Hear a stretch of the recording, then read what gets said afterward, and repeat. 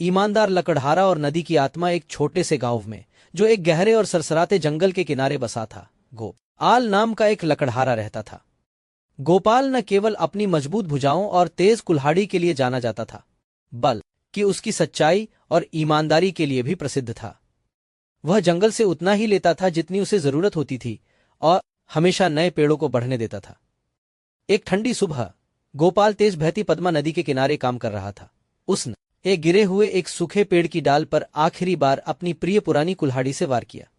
जैसे ही उसने कुल्हाड़ी निकाली, उसका चिकना लकड़ी का हत्था हाथ से फिसल गया और जोरदार छपाक के साथ नदी के गहरे पानी में गिर गए।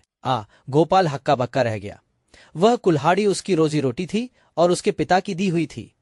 वह बहुत गरीब और महीनों तक नई कुल्हाड़ी नहीं खरीद सकता था। वह घुटनों के बल बैठ गया और निराशा में अपना चेहरा ढक लिया। अचानक नदी का पानी शांत हो गया और उसकी सतह से एक चमकदार धुंध उठी। उस धुंध से एक आकृति प्रकट हुई। नदी की आत्मा, जो नीले और हरे रंग के जल वनस्पतियों जैसे वस्त्र पहने थी। तुम क्यों रो रहे हो, अच्छे लकड़हारे? उसकी आवाज बहते पानी जैसी मधुर थी। डरा हुआ गोपाल खड़ा हुआ और झुककर बोला, हे महान आत्मा, मेरी कुल्हाड़ी नदी में गिर गई है। उसके बिना मैं अपना जीवन नहीं चला सकता। नदी की आत्मा मुस्कुराई और उसने पानी में हाथ डाला। जब हाथ बाहर निकाला तो उसमें एक शानदार सोने की कुल्हाड़ी थी जो रत्नों से जड़ी हुई थी। क्या यह तुम्हारी कुल्हाड़ी है? उसने पूछा। गोपाल ने उसकी मती कुल्हाड़ी को देखा। वह उसे अमीर बना सकती थी, लेकिन उसने दृढ़ता से सिर हिला दिया। नहीं, यह ऐरी नहीं है।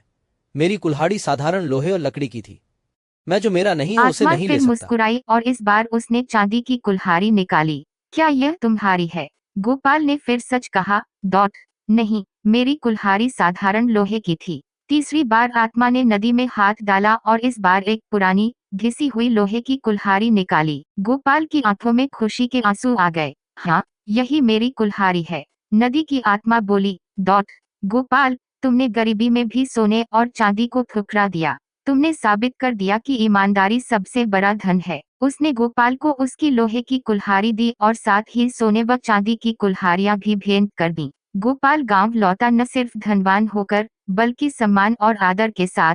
उसने जीवन भर ईमानदारी से काम किया और सब